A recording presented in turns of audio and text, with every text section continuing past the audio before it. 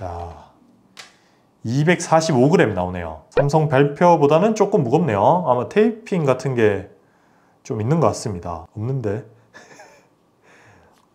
없는데 왜 무겁지? 저울이 잘못됐겠죠. 저울이. 왓썹으로 기똥찬 똥찬입니다. 삼성에서 갤럭시 폴드 6, 플립 6, 버즈 프로까지 3개의 제품을 대여를 해줬어요. 그래서 오늘은 이 2개의 제품을 한번 언박싱 해볼 겁니다. 사실 뭐 이 2개를 고민하고 있을 분들이 크게 많진 않겠지만 가격 차이도 있고 하니까, 그럼에도 불구하고 또 고민하시는 분들이 있을 것 같아서 각각의 장단점과 성능 같은 걸 알아볼 겸 뭐 테스트도 하면서 어떤 제품인지, 그리고 어떤 걸 더 사면 좋을지 이런 것들을 알아보려고 합니다. 우선 비싼 거부터 까봐야 재밌잖아요. 폴드 6부터 한번 까보도록 하죠. 가격이 진짜 미쳤죠. 폴드 4에서 5 될 때도 한 10만원 정도 올랐는데 이번에는 6가 되면서 10% 정도 상승을 했어요. 256기가 기준으로 222만원, 최고 용량으로 선택을 하게 되면 거의 300만원에 가깝게 됐죠. 뭐 옛날에 톰 브라운 에디션 이런 거랑 가격이 비슷해졌어요. 근데 구성품은 단촐합니다. 케이블이랑 설명서 이런 게 들어있고요. 본체만 보면 되죠. 본체가 들어있습니다. 집에서 보니까 또 다르네. 실버 색상이고요. 일반적인 실버보다는 조금 더 그레이빛이 도는, 그리고 무광에 가까운 그레이입니다. 이게 오묘한 색깔이에요. 자연광 받으면 약간 무지갯빛도 도는 프리즘 효과도 있는 그런 실버라고 보시면 됩니다. 저는 개인적으로 이 색상이랑 네이비가 좋던데 또 핑크가 좋다는 분들도 있더라고요. 일단 뭐 전면 디스플레이부터 켜면서 안쪽도 한번 보죠. 자, 고급스럽긴 해요. 개인적으로 이 플랫한 디자인이 이 폴드랑 잘 어울리는 것 같습니다. 뭔가 딱딱 떨어지는 느낌, 접었을 때도 딱, 그리고 그립감도 각진 거 치고는 괜찮아요. 힌지 부분이 조금 곡률이 있기 때문에 손으로 딱 잡았을 때 느낌도 상당히 괜찮습니다. 그리고 이제 손에 딱 들면 가장 와닿는 게 역시 무게예요. 이번에 정말 가벼워졌죠. 한번 실제 무게도 한번 측정해 볼까요? 자, 245g 나오네요. 삼성 발표보다는 조금 무겁네요. 아마 테이핑 같은 게 좀 있는 것 같습니다.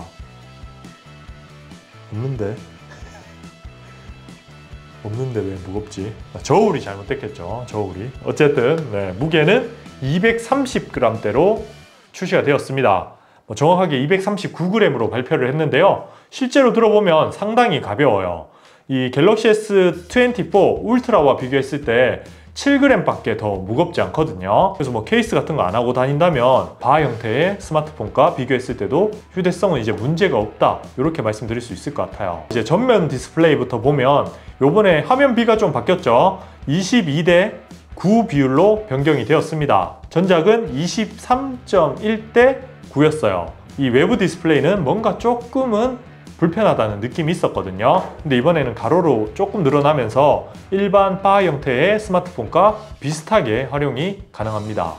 그리고 내부에는 대각선으로 1.1mm 정도 늘어난 디스플레이가 탑재가 되었는데요. 화면 비 자체는 크게 달라지진 않았습니다. 사실 폴드 기존 시리즈들이 화면 비가 조금 구렸잖아요. 그런 건 크게 변동이 없지만 그래도 디스플레이 자체는 조금 더 좋아졌다고 할 수 있어요. 화면 크기도 조금 커졌고 화면 밝기가 특히 많이 좋아졌습니다. 전작에서는 1750니트 정도로 뭐 지금 나오고 있는 플래그십 스마트폰들과 비교하면 조금 아쉬운 점이 있었는데 이번엔 2600니트로 대폭 화면 밝기를 높였죠. 갤럭시 S24가 2800니트란 걸 생각하면 크게 차이가 없는 거죠. 폴드는 이렇게만 보고 이제 플립을 까보죠. 이번에 제가 대여받은 색상은 블루입니다. 저는 플립도 개인적으로 실버가 예쁘긴 하던데 그린과 블루도 예쁘더라고요. 역시 디스플레이 두 군데 이렇게 뜯어주면 어떤가요? 전체적으로 무광으로 변경이 되었고요. 뒷면도 무광이 되었죠. 그래서 조금 더 고급스러운 느낌이 있어요. 플립도 확실히 예쁘네요. 그리고 뭐 나머지 부분은 크게 변동된 건 없어요. 폼팩터 자체는 그대로 출시가 되었습니다. 사이즈가 거의 똑같아요. 거의 똑같은 게 아니고 완전 똑같죠. 전면에도 화면 크기 동일하고요. 내부 화면 크기도 동일하죠. 그나마 변경된 게 있다면 이 카메라, 이게 볼드 카메라 디자인이라고 하는데 사실 뭐 처음에는 조금 이상했어요. 근데 집 플립이 좀 귀여운 이미지잖아요. 폴드는 약간 아재스러운 그리고 고급스러운 이미지라면 플립은 좀 톡톡 튀고 귀여운 이미지이기 때문에 아마 이 돼지코 디자인을 채택을 한 것 같습니다. 저는 뭐 개인적으로 보다 보니 예쁜 것 같아요. 케이스를 씌워도 이 특유의 색상을 표현할 수 있는 것 같기도 하고, 그리고 버튼의 위치도 이번에 동일하죠. 달라진 점이 있다면 화면 밝기가 달라졌어요. 외부 디스플레이에서 주사율 같은 게 좀 120Hz가 되면 어땠을까 하지만 그런 변경점은 없이 화면 밝기를 역시 2600니트로 일반 바하 형태의 스마트폰과 동일하게 밝게 그렇게 출시를 했습니다. 이번에 확실히 컨셉을 그렇게 잡은 것 같아요. 뭐 업그레이드에 주력을 한다기보다는 이 폴더블 폰의 약점, 뭐 휴대성이나 화면 밝기, 카메라, 뭐 배터리 용량, 쿨링, 성능 이런 데 많이 집중을 한 모습입니다. 정작 저는 그런 약점을 없애는 게 좋은 점이라고 생각을 해요. 사실 행복해지기 위해선 불행을 하나씩 없애는 게 좋다고 하잖아요. 그것처럼 폰을 제대로 쓰기 위해서는 약점을 하나씩 보완하는 것도 큰 업그레이드라고 생각을 합니다. 그런 간단한 언박싱을 했으니 이제 배터리 충전도 하고 세팅을 해서 궁금한 성능 한번 비교를 해보고요. 카메라 성능은 크게 변경된 게 없기 때문에 요거는 롱텀 리뷰에서 제가 따로 보여드리도록 하겠습니다. 충전 속도 개선이 없네요. 이걸 몰랐네. 자, 뭐 방금 보셨다시피 배터리 충전 속도가 개선이 안 됐기 때문에 너무 오래 걸려요. 오늘 영상을 올려야 되는데 그건 아닌 것 같습니다. 그래서 일단 세팅만 하고 돌아왔고요. 뭐 그 전에 힌지의 변화, 이 주름의 변화, 그리고 두께의 변화도 간단하게 보죠. 일단 힌지 한번 봅시다. 플립, 힌지는 동일하죠.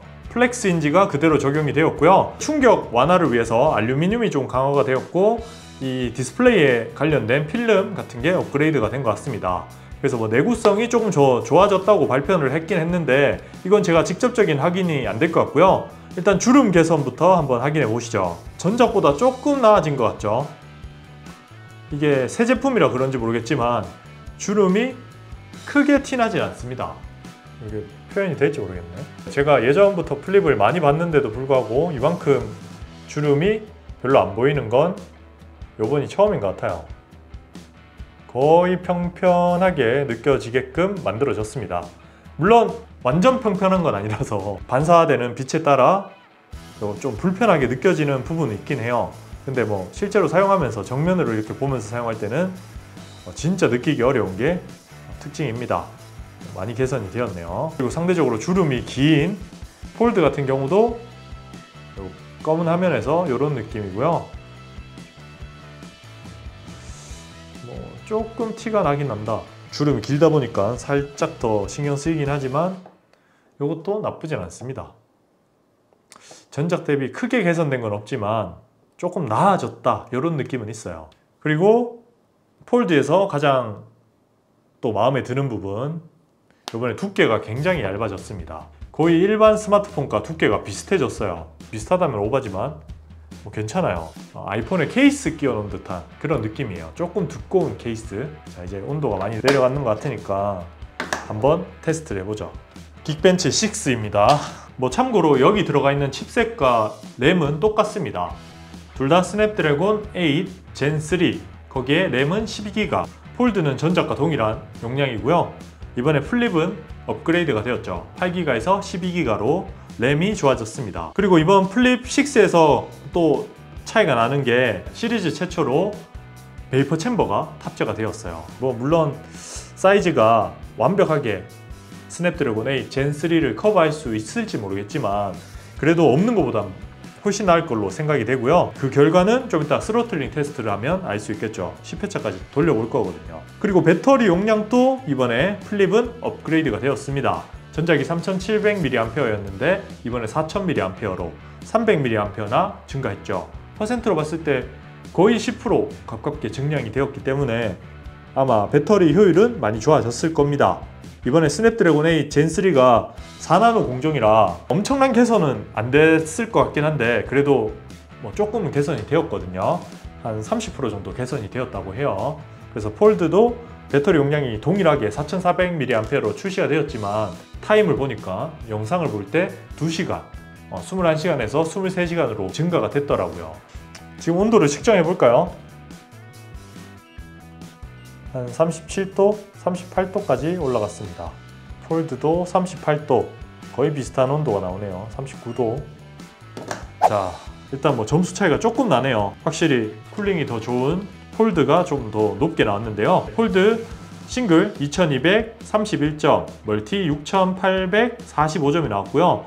플립은 싱글 2104점, 멀티 6641점이 나왔습니다. 전작과 비교하면 멀티 점수가 꽤 많이 상승을 했네요. 플립 기준으로 싱글은 5% 정도 상승되었고 멀티는 거의 20% 넘게 향상이 되었네요. 폴드 6도 20% 이상 1400점 가량 향상이 되었습니다. 그래픽 성능도 한번 확인해보죠. 3D를 한번 돌려봅시다.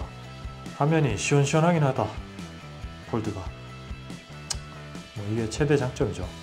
플립이 더 높게 나왔네요. 4443점, 전작이 3572점이었던 걸 생각하면 그래픽 성능 대폭 강화되었습니다. 그럼 이제 스로틀링 테스트, 요거는 제가 촬영은 따로 안 하고 10회차까지 한번 돌려볼게요. 자, 테스트를 거의 마무리를 했습니다. 거의 1시간에 가깝게 스로틀링 테스트를 했는데요. 자, 여기서부터 시작이죠. 1회차 때 6693점, 싱글 코어가 조금 낮게 나왔긴 하지만 이렇게 나왔었는데요. 2회차 정작 더 높게 나왔죠. 요걸 기준으로 본다고 하면 쭉 지속적으로 6600점이 유지가 되었습니다. 6531점, 10번 돌렸을 때 가장 낮게 나오긴 했어요. 그래도 보시면 아시겠지만 스로틀링이 거의 없죠. 1.6배나 커진 베이퍼 챔버 덕을 좀 보는 것 같습니다. 그리고 플립도 처음에 6600점 정상적인 점수가 나왔습니다. 싱글 점수가 조금 이상하긴 했어요. 근데 이건 넘어가기로 하고요. 벌써 3회차부터 점수가 많이 이상해졌죠. 5300점 나오고요. 중간중간 점수가 확 올라갔다가 다시 5400점, 5100점, 6000점, 4800점까지 스로틀링이 한 20% 정도 발생을 했습니다. 그래서 게임을 많이 하신다거나 지속적인 성능을 발휘해야 되는 스마트폰이 필요하다면 폴드가 좋은 선택이 될 것 같습니다. 그럼 오늘은 이렇게 간단하게 언박싱을 하면서 할 수 있는 이야기들을 해봤고요. 다음 시간에는 이 두 제품을 제대로 리뷰를 해볼 겁니다. 그때 롱텀 리뷰 비슷하게 진행을 해볼 거고요. 그래도 오늘의 결론을 내드리기 위해서 저의 의견을 말씀드릴게요. 이번 폴드 6는 확실히 가볍고 성능도 잘 나와서 전작에 비하면 더 살만한 제품인 것 같습니다. 제가 5 때 이제 폴드는 살만한 것 같다 이런 이야기를 했었는데 그래도 속마음은 아직 무겁긴 하다, 존버하면 더 좋을 것 같다 이런 생각을 했었거든요. 근데 이번 폴드 6는 진짜 사도 될 만한 제품인 것 같아요. 물론 요게 좀 비싸다는 게 가장 큰 흠이죠. 그리고 이제 플립 6 요것도 마찬가지로 전작 대비 많이 좋아진 게 느껴져요. 제가 늘 강조했던 약점을 제거하는 관점으로 봤을 때는 정말 많은 부분이 업그레이드 된 거죠.